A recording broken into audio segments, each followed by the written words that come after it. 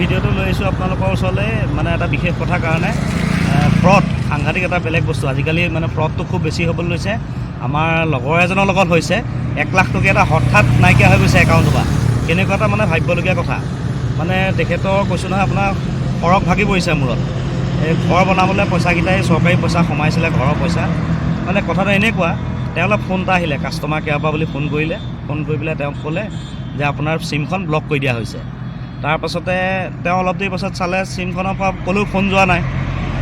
তেওঁ থাকিলে পিছদিনাখন ৰাতিপুৱা আকৌ তেওঁলোকে ফোন কৰিলে ফোন কৰি পেলাই ক'লে যে আপোনাৰ চিমখন খুলি দিব লাগে বোলে আপোনাৰ চিমখন ব্লক হৈ আছে কালিৰ পৰা চিমখন খোলাৰ ব্যৱস্থা কৰিব লাগে আমি তাকে আপোনালৈ কিবা হেৰি এটা চেণ্ড কৰিছোঁ OTP নহয় তাকো কিবা এটা চেণ্ড কৰিছোঁ আপোনাৰ মোবাইলত হেছটো টিপি দিয়ক হেছটো টিপি দিয়াৰ পাছতে তেওঁতো গম নাপায় তেওঁলৈ কোনো মেছেজ অহা নাই পিছত তেওঁ বেংক খোলাৰ পাছত বেংকলৈ গৈ পেলাই একাউণ্টটো চেক কৰিছেগৈ তেওঁৰ একাউণ্টত মাত্ৰ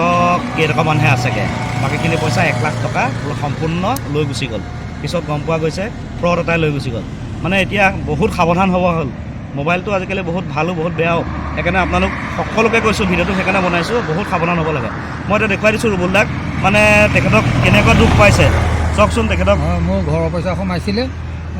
মোক এনেকৈ মোবাইলটো উলিয়াবলৈ ক'লে প্ৰথম ক'লে মোক আপোনাৰ জিঅ' চিমটো বন্ধ হৈ যাব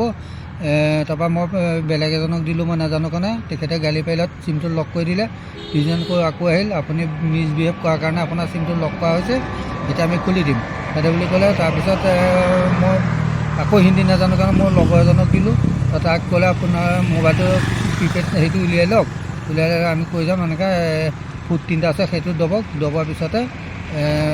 আৰু কিবা এটা কৈছিলে তাৰপিছত মই সন্দেহ হ'লত ফোনটো কাটি দিলোঁ তাৰপৰা বেংকলৈ গ'লোঁ বেংকত চাইছোঁ মোৰ 1 লাখ টকা এটা নাই